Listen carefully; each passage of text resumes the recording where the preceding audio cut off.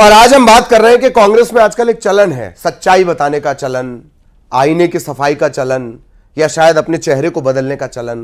कांग्रेस के पूर्व मंत्री सज्जन सिंह वर्मा ने पार्टी को नसीहत दी। उन्होंने कहा कि डर के राजनीति नहीं होती। अगर विधानसभा चुनाव के दौरान पार्टी ने भितरघातियों पर कार्रवाई की होती तो खामियाजा लोकसभा चुनाव में नहीं भुगतना पड़ता। उनकी माने तो पार्टी को अब कड़े निर्णय लेने हैं।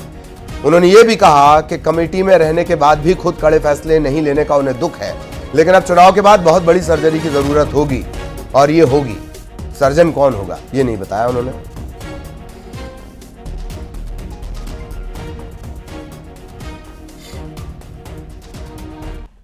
यदि डरते हो तो राजनीति करना नहीं चाहिए। कड़क निर्णय नहीं लोगे तो लचर तरीके से पार्टी चलती रहेगी। आपको लगता है कि उस समय कार्रवाई हो जाती भीतरघातियों पर तो लोकसभा चुनाव के दौरान भीतरघात नहीं कर पाते? बिल्कुल, उसका प्रतिशत बहुत कम हो जाता। लोगों में एक ये तो लगता ना कि भाई पार्टी कार्रवाई करती है। अभी तो ये लग रहा है कि पार्टी इस तरह के एलिमेंट पे कोई कार्रवाई करती नहीं, इसलिए खुली छूट है।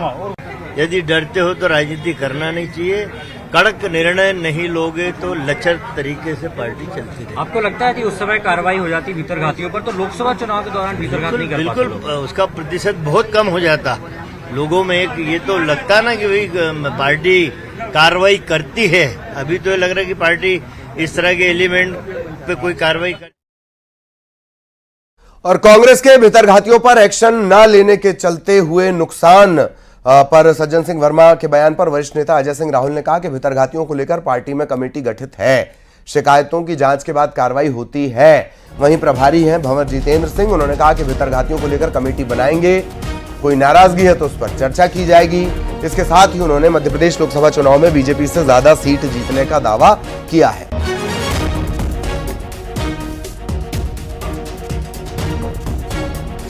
कमेटी गठित है जो इन शिकायतों पर जांच करने के उपरांत कार्रवाई करेगी। हमारी प्रभारी उस पर निर्देश कमेटी बनाएंगे, उसके ऊपर कोई किसी की नाराजगी है, कोई बात है तो वो आने दीजिए।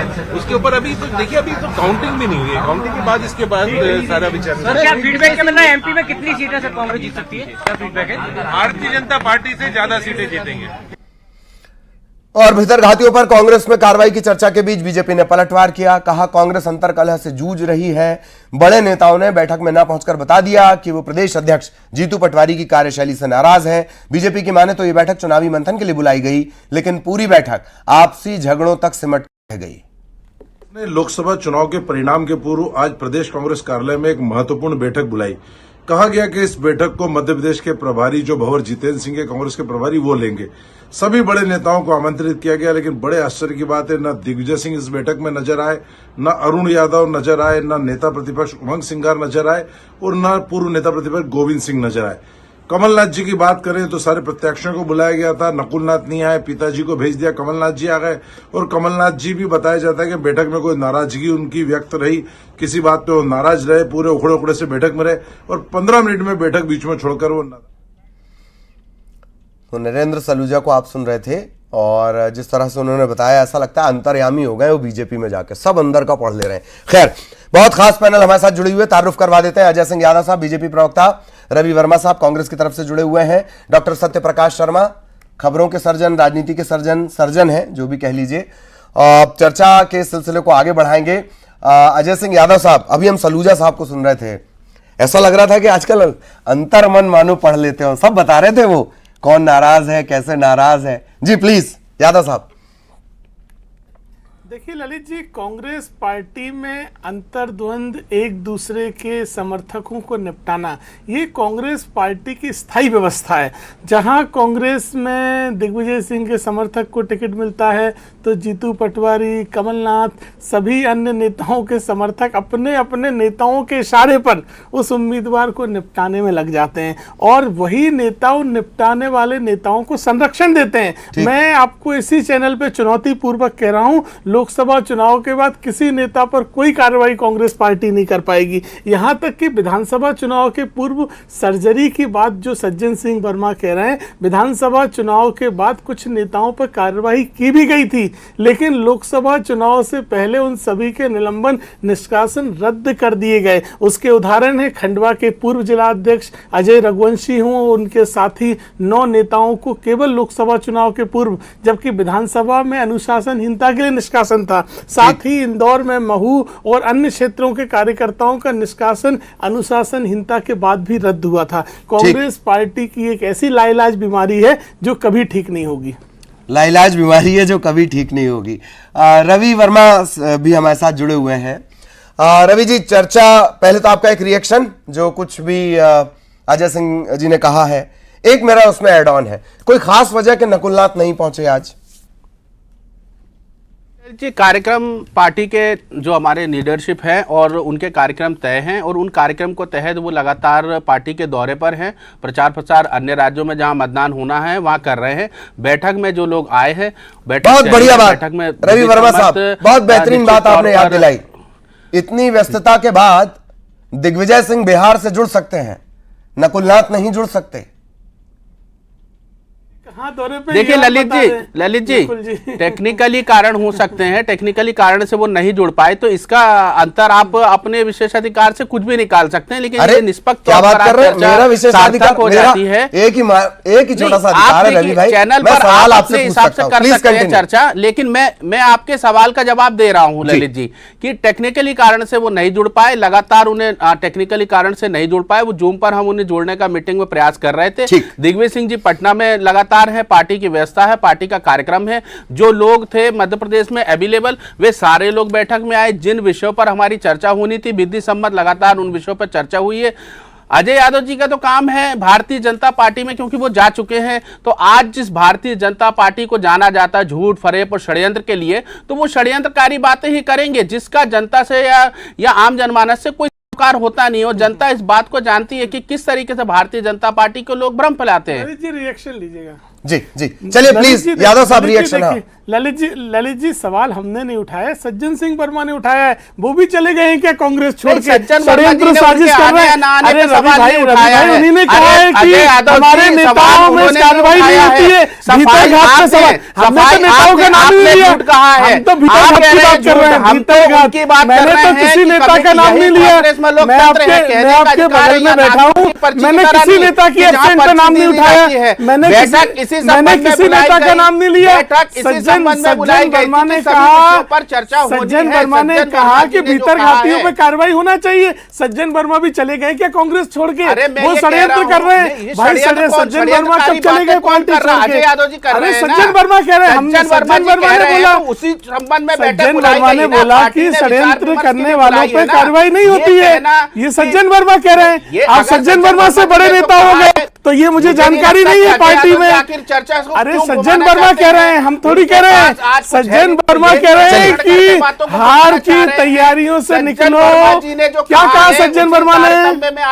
ये तो बैठक के बाद कहा उन्होंने, बैठक का एजेंडा तो पहले से डिसीजन होगा वो आपके समक्ष होगा। जहां तक बड़े नेताओं की अनुपस्थिति का बात है, मूल विषयों पर चर्चा होनी चाहिए। रवि भाई देखो, रवि भाई एक लगातार बातचीत सुनी भी जाती है। देखिए ऐसा है कि विषय पे रहना चाहिए। चलिए हमने ठीक से बातचीत नहीं होती। अब चलेंगे थोड़ी सी भाजपा में चले गए, सत्य को प्रकाश में परखेंगे, सियासत के सत्य को प्रकाश में परखेंगे प्लीज। नहीं, पर्याप्त शोर मचाने का मैंने आप लोग को मौका दिया। डॉक्टर सत्यप्रकाश शर्मा हमारे साथ जुड़े हुए हैं। शर्मा सर, सर्जरी की जरूरत है, सुधार की जरूरत है, सुधार किया जाएगा और आपके सामने वो कैडर बेस्ड संगठन जो बेहतरीन मैनेजमेंट के लिए जाना जाता है, आखिर ये वक्त कब आएगा? ये सर्जरी कब होगी? सर्जन की कमी है, सर्जिकल इक्विपमेंट की कमी है या इच्छा शक्ति की कमी है? डॉक्टर शर्मा देखिए, जब भी कोई पॉलिटिकल आउटफिट स्ट्रांग बनने की ओर होता है तो उसमें सबसे चीज डिसिप्लिन होता है। अगर डिसिप्लिन का डंडा मजबूत होता है तो आप ये मान के चलिए कि वो संगठन बहुत मजबूती की ओर बढ़ता है। भारतीय जनता पार्टी एक बड़ा उदाहरण है। यहां डिसिप्लिन बहुत बड़ी चीज है और उसके कारण ही कहीं ना कहीं वो इतना बड़ा पॉलिटिकल आउटफिट बन पाया है। आप देखते हैं कि कोई भी व्यक्ति, कोई भी पॉलिटिकल लीडर उस पार्टी का कभी भी पार्टी लाइन से हटके या व्यक्तिगत विचार कभी नहीं देता। ये कांग्रेस में नहीं है। हालांकि सज्जन सिंह वर्मा का जो कहना है वो बिल्कुल ठीक है कि अगर डिसिप्लिन मजबूत होगा, डिसिप्लिन कब मजबूत होगा? जब एक्शंस होंगे, जब कार्रवाइयां होंगी तो निश्चित रूप से डिसिप्लिन मेंटेन होता है और डिसिप्लिन जब मेंटेन होता है तो संगठन मजबूत होता है, तो लोग हिमाकत नहीं कर पाते। आपने एक बड़ा सवाल पूछा कि आखिर कमी क्या है कि सर्जरी क्यों नहीं हो पा रही है। देखिए, यहां मुझे ऐसा लगता है जब पार्टी बहुत सारे सेटबैक झेलती जा रही हो, लगातार कांग्रेस के सीनियर लीडर्स का या सिटिंग एमएलएस का दूसरे अपने अपोनेंट मेन पार्टी में अगर पलायन हो रहा है, ऐसे में एकदम स्ट्रिक्ट एक्शन भी खतरनाक हो जाते हैं। लेकिन ये तय है कि जो भी बगावती है या जिसने किसी भी इलेक्शंस के दौरान बगावत की है, तो उसके खिलाफ जब तक कार्रवाई नहीं होगी तो उससे मैसेज पार्टी का मजबूत नहीं जाता है, लूज मैसेज जाता है और उसका बेनिफिट उसकी अपोजिशन पार्टी उठा लेती है। कांग्रेस के साथ अभी विल पावर की वो कमी नजर आ रही है, केवल बयानबाजी में है, एक्शन हो नहीं रहे हैं। अगर एक्शन होते, लेकिन अब मजबूरी क्या है कि अगर एक्शन कर भी दिए ना तो रूल में है, 20 साल से रूल में नहीं है। थोड़े समय के लिए पार्टी सत्ता में आई, पार्टी के ही लोगों ने, जोधाजीत जैसे लोगों ने पार्टी सत्ता से उसको हटा दिया और भारतीय जनता पार्टी के साथ जाकर पुनः उसको सत्ता में ला दिया। ठीक। एक एक्सपेरिमेंट और कड़े और बड़े फैसलों से जुड़ा सवाल रहेगा। मैं आऊंगा आपके पास। अजय सिंह यादव साहब लगातार हमारे साथ बने हुए हैं। अजय सिंह यादव साहब, एक पहलू ये भी, थोड़ा और पुराने चले जाएं अपन तो आप ज्यादा बेटर समझ पाएंगे कि कम से कम सज्जन सिंह वर्मा कुछ कह पा रहे हैं, कम से कम लक्ष्मण सिंह कुछ कह पा रहे हैं, कम से कम अजय सिंह राहुल कुछ कह पा रहे हैं। आपकी पार्टी में तो कहने की गुंजाइश ही खत्म रहती है यादव साहब। देखिए ललित जी, भारतीय जनता पार्टी में पार्टी संगठन सर्वोपरि होता है और प्रत्येक नेता के लिए कार्य और प्रत्येक कार्य के लिए उपयुक्त नेता की पद्धति होती है। यहाँ संगठन का निर्णय सर्वोपरि होता है और कांग्रेस पार्टी में धड़ों नेताओं में एक ऐसा संघर्ष होता है जिसमें आपस में एक दूसरे को हराने की होड़ होती है। आज नकुल नाथ और उमंग सिंगार का ना होना केवल एक ही बात बताता है कि इन्हें जीतू पटवारी का नेतृत्व स्वीकार नहीं है, इसके अलावा कोई कारण नहीं है। अगर उन्हें जीतू पटवारी का नेतृत्व स्वीकार होता तो वो इस बैठक में आते। और यही कांग्रेस पार्टी की परंपरा है। सज्जन वर्मा जैसे, अजय सिंह राहुल जैसे बड़े नेता इस बात को स्वीकार करते हैं क्योंकि वो पार्टी की व्यवस्था में 30-40 साल से काम कर रहे हैं और वो जानते हैं कि पार्टी में ये गुटबाजी, खेमेबाजी, एक दूसरे के नेताओं को निपटाना, ये नेताओं के संरक्षण पर होता है। और इसमें मैं कोई विरोधी बात नहीं कर रहा हूँ। ये कांग्रेस की एक ऐसी बीमारी है जिससे कांग्रेस बाहर नहीं निकल पा रही है। ये कांग्रेस के नेताओं को स्वीकार करना पड़ेगा। आप सच्चाई स्वीकार नहीं करते हैं यादव साहब। बीजेपी में तो मिसालें हैं। अब इमरती देवी के ऑडियो आते रहते हैं, पंडोखर सरकार से वो पूछती तो पंडोखर सरकार बताते हैं कोई अपना ही है जिसने तुम्हें हराया है। हालांकि अब जो नरोत्तम मिश्रा है वो ये कहने लगे कि शायद ओवर कॉन्फिडेंस की वजह से सीट गई, पर जग जाहिर है उनकी प्रतिस्पर्धा।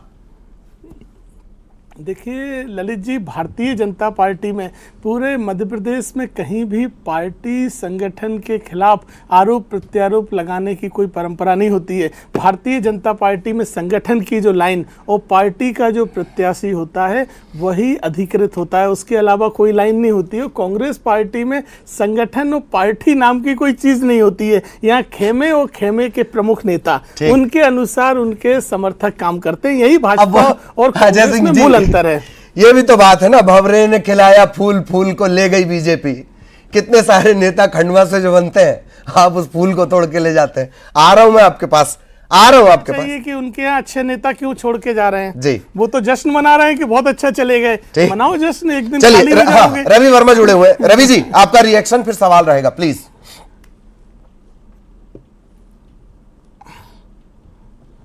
जी रवि वर्मा, आप मुझे सुन पा रहे हैं? आपका रिएक्शन प्लीज।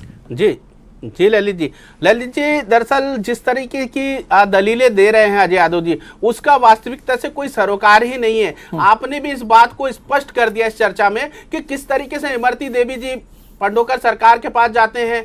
अभी भी जो है सिंधिया को मुख्यमंत्री बनाने की जो मांग है उनके लोग सरेआम रख देते हैं। गोविंद सिंह जी के बयान हमने देखे। तो जिस तरीके का उपहास भारतीय जनता पार्टी के ही लोग जिस कैडर की बात करते हैं उस कैडर का उड़ाते हैं, तो मुझे लगता है कि अजय सिंह यादव जी उस बात को या तो सहमत करना नहीं चाहते हैं, क्योंकि वो उस झूठ में रंगने का काम कर चुके हैं कि वो रंग गए हैं। लेकिन कांग्रेस पार्टी में तो कम से कम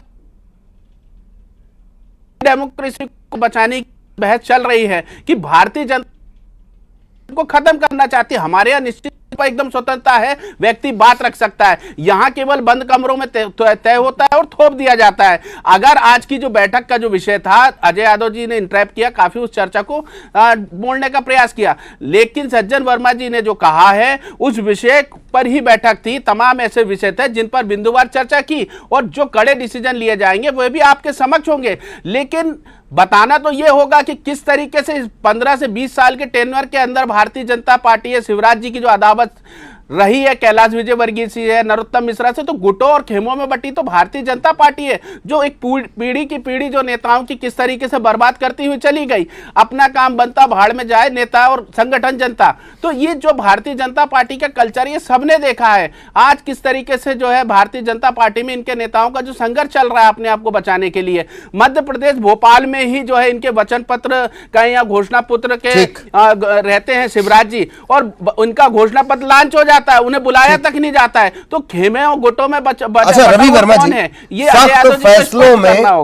सख्त फैसलों में लगातार देरी आपको नुकसान पहुंचा रही है। वही बात तो कही गई ना कि अगर हम विधानसभा में ही एक्शन ले लेते तो लोकसभा में हम एक बेहतर परिणाम के साथ होते। जी प्लीज। हमने एक्शन लिए, हमने जिन्होंने अगर कहीं कोई गलती करी थी तो उनको बाहर निकाला है ना, और जो बाकी हैं इस तरह की जो शिकायतें हैं उन पर भी विचार विमर्श हो रहा है। लेकिन झूठ बोलना और किस हद तक बोलना ये कोई अजय यादव जी से सीखे। ये देखिए, चलिए यादव साहब, मर्यादा होती है ललित जी मैं जब से इनको इस बात को टोकना नहीं चाहता था, लेकिन डिबेट की एक मर्यादा होती है। आप व्यक्तिगत तौर पे आरोप प्रत्यारोप लगाते हैं, इस तरह की बात नहीं होना चाहिए। मुद्दों की बात तो पार्टी की बात करना चाहिए। ये मैं कहूँ कि आप तो पूरे झूठ में रंगे हुए हो और पार्टी में ट्रेनिंग मिलती है झूठ की, तो ये इस तरह की बातचीत नहीं होती है। आपको ये बात समझना चाहिए। आज देखिए रवि भाई, मैं आपको इतनी देर से सुन रहा हूँ, जरा सुनना सीखिए। आप सुनना सीखिए, मैं इतनी देर से आपको सुन रहा हूं तो सुनना सीखिए। देखिए आज डिबेट का विषय है, आपके नेता सज्जन वर्मा कह रहे हैं कि हमारी पार्टी में गुटबाजी है, ये हम थोड़ी कह रहे हैं। आपके नेता कह रहे हैं, सवाल ही हमने नहीं उठाया, सवाल आपके नेता उठा रहे हैं, सवाल आपके नेता अजय सिंह राहुल उठा रहे हैं। और मध्य प्रदेश में एक बात जरूर है, देखिए रवि वर्मा जी, रवि वर्मा, देखो भाई तुम बोल लो, मैं अभी चुप हो जाऊं। बिल्कुल, तो भाई बोल लो फिर, ठीक है। अब मैं बोलूं या हो गया हो तो रवि जी सुन ध्यान से, उन्होंने आपको सुना और देखिए अरे ले मेरे तजुर्बे से सबक है मेरे रकीब, 2-4 साल उम्र में तुझसे बड़ा हूं मैं। सुन लीजिए प्लीज अजय जी, कंटिन्यू।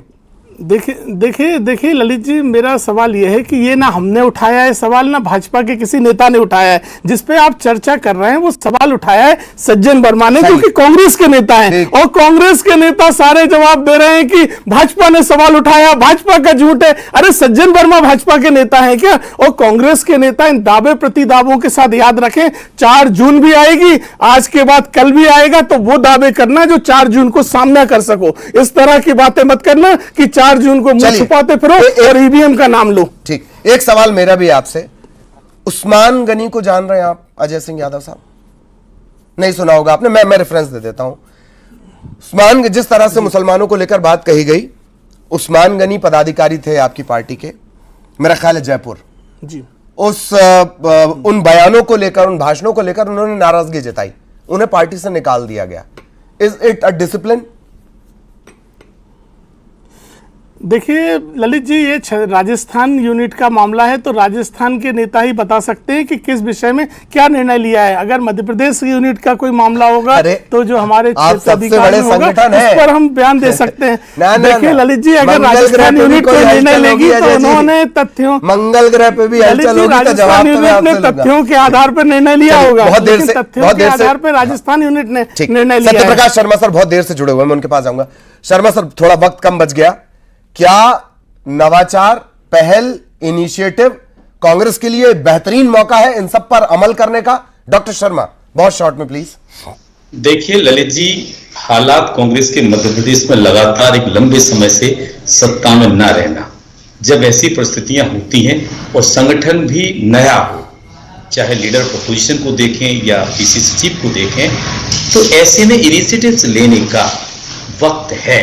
और जब भी कोई इनिशिएटिव लिया जाते हैं तो कुछ ना कुछ चीजें सुधार भी होते हैं। कांग्रेस में संगठनात्मक रूप से मजबूत करने की बड़ी जरूरत महसूस की जा रही है, क्योंकि अभी तक कमलनाथ और दिग्विजय सिंह का एरा था, अब कहीं ना कहीं वो जनरेशन शिफ्ट हुआ है दूसरी लीडरशिप में। ऐसे में उन्हें इंडिपेंडेंटली काम करने दिया जाना चाहिए, जिससे नई लीडरशिप के साथ नए लोग जुड़ने का एक मौका मिलेगा। ठीक, तो मैं ये मानता हूं कि ये वक्त कांग्रेस के साथ इनिशिएटिव लेने का है। ठीक, सिंहासन खाली करो कि तरुणाई आती है, कभी तो स्वीकार करना ही होगा। बहुत बहुत धन्यवाद आप सभी का हमारे साथ जुड़ने के लिए। थोड़ा ताप बढ़ गया था, ताप इसी तरह वक्त के साथ बढ़ता रहेगा। 4 जून को वक्त है, अभी इसी तरह मिलेंगे और 4 जून को और बेहतर तरीके से मिलेंगे। दर्शकों का भी धन्यवाद।